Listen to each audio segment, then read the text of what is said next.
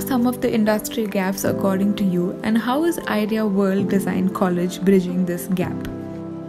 See, education has to be an ivory tower where people can expand their minds, take risks with minimal downside. Because real world outside taking risks has a lot of downside. You can literally get killed, or you can get your career could be over. Remember, most of my students eventually are going to go out there as to practice. Unless they come back as a teacher, almost all of them have to eventually practice as interior designers, fashion designers, graphic designers, whatever.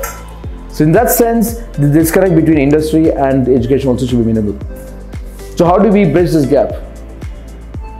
For example, in fashion, what we do is, throughout the course, we insist on shows, fashion shows, whereby students actually design for actual fashion events. Recently, we designed for the International Film Festival. Next couple of days, we are designing for Miss India. So in other words, while they are in college, they also get to design stuff for real world people. Clothes that will go up there in real world. This is of course true for interior design also, furniture design also, for all these fields.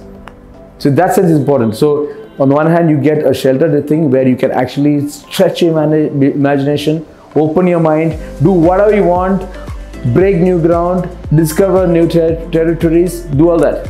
Connect with the industry, but also try to see the most creative part of the industry, the most interesting, the most exciting part of industry. Because eventually that's what I want our students to do, that.